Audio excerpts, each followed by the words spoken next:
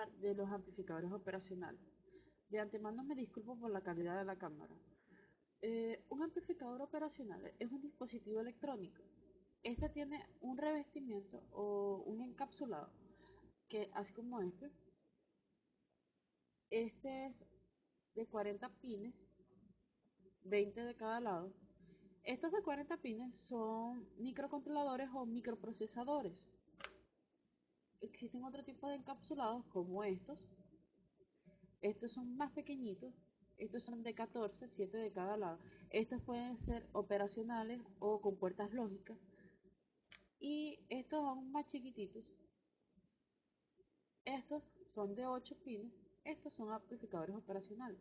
Entre los más conocidos es el LM741. Los amplificadores operacionales poseen como característica que poseen dos entradas. Estas dos entradas serían la entrada 2 y la entrada 3, o sea, pin 2, pin 3. Estas entradas se denominan entrada inversora, que sería el pin 2, y entrada no inversora, que sería el pin 3. La salida de nuestro operacional es la multiplicación de los dos de la ganancia por la entrada no inversora menos la entrada inversora.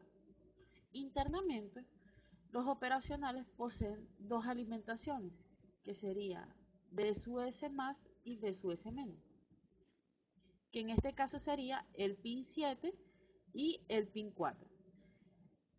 Esto es sumamente importante porque de esto va a depender la salida de nuestro operacional. O sea, si necesitamos una salida que vaya desde menos 5 voltios hasta más 5 voltios, entonces necesitamos que B sub S más sea 5 voltios y B sub S menos sea menos 5 voltios.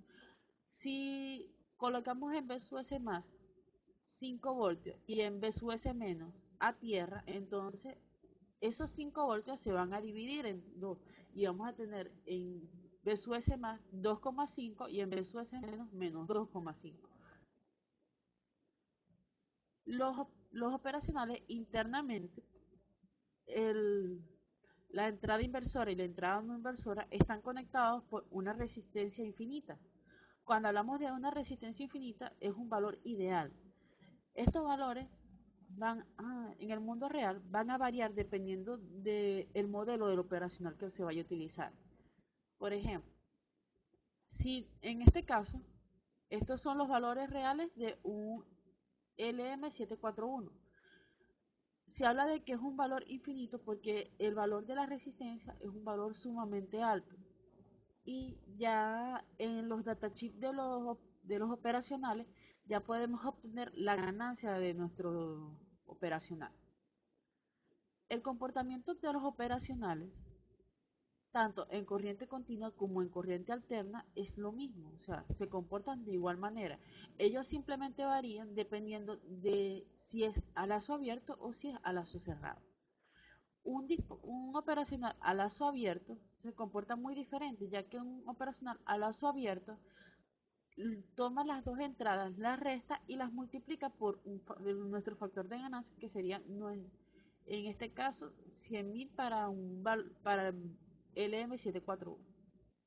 Sin embargo, cuando tenemos a lazo cerrado, tenemos una retroalimentación. Por lo general, esta retroalimentación son por la entrada inversora y es para poder visualizar el comportamiento de la salida y así poder tomar acciones correctivas.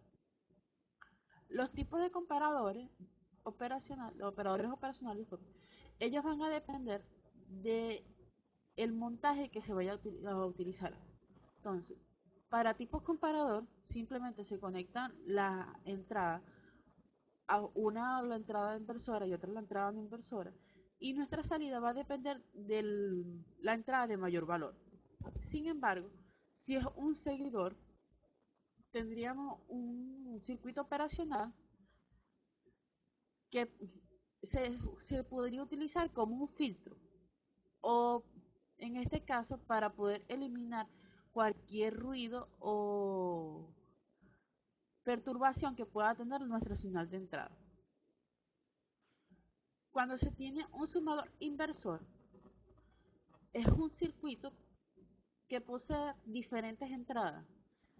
Cabe resaltar de que es inversor porque está entrando por la entrada inversora. O sea, si se pueden percatar, nuestro operacional está a la inversa. O sea, en vez de que entren por el pin positivo, van a entrar por el pin negativo. Y nuestro pin positivo va a ir a tierra.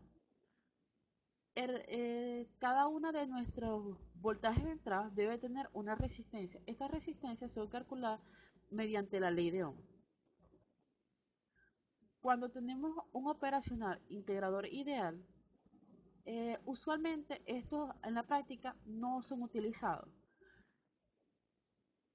ya que tenemos un capacitor que si se trabaja con señales muy bajas, entonces tendríamos que esperar a que éste se pueda saturar para que pueda dejar pasar nuestra señal. Lo mismo ocurre con el derivador ideal.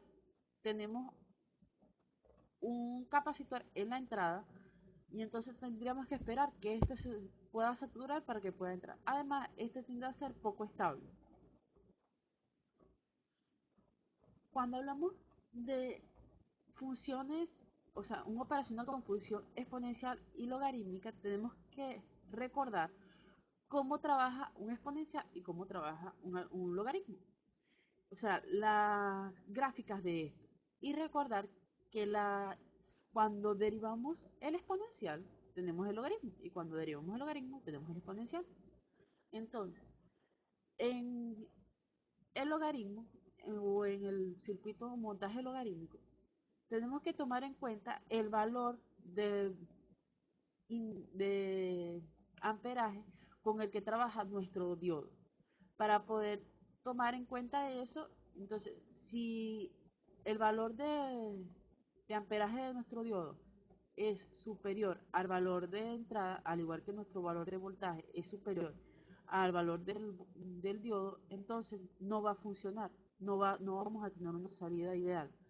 Sin embargo, lo mismo tenemos que tomar en cuenta en el exponencial, ya que si el valor es muy alto, entonces nuestra entrada va a ser un poco, vamos a tener valores errados. Un conversor analógico digital. Este tiende a ser un poco extraño, ya que vemos tantas cosas juntas, pero es sumamente sencillo. Cada una de nuestras entradas, B1, B2, B3, ella va a ver un R, un 3 por R, o sea, nuestra resistencia va a ser constante, o sea, todas nuestras resistencias van a ser constantes, van a ser las mismas, excepto R2. R2, eso va a depender del usuario, si él quiere que R2 sea igual a 2 por R o que si R2 sea igual a 6 por R. Eso va a depender de para qué lo vayamos a utilizar o de cómo son nuestras entradas o en función a qué vamos a utilizar esto. Cabe destacar que estos montajes anteriormente mencionados no son los únicos tipos de operacionales que se pueden utilizar o los únicos tipos de funciones de operacionales que se pueden utilizar. Existen muchos tipos como el multiplicador o el sumador, pero estos son los más utilizados al momento de filtrar señales o al momento de amplificar una señal o de limpiar la señal que estamos utilizando. Esto se utiliza más que todo con sensores, ya que las señales son muy pequeñas y entonces necesitamos amplificar la señal o necesitamos limpiar la señal. Cuando se trabaja en el orden de los milivoltios, se tiene que tomar en cuenta que el operacional que vayamos a utilizar puede arrojar en su salida voltajes que puedan ser leídos por el circuito que le sigue. En el caso de que podamos tener un microcontrolador o un Arduino, entonces tendríamos que tomar en cuenta de que la salida de nuestro circuito acondicionador de señal tendría que tener una salida que ronde hasta los 5 voltios y que baje hasta los menos 5 voltios o un poco más, aunque no se va a lograr. ¿Por qué? Porque si aumenta de ahí, vamos a dañar nuestro circuito. Entonces, lo que se busca es tener un equipo que pueda acondicionar bien nuestra señal, pero de igual manera que no perturbe el funcionamiento del equipo siguiente o del circuito que, le que va después. Entonces, cualquier duda, coloque sus preguntas y nos vemos en una próxima video lección.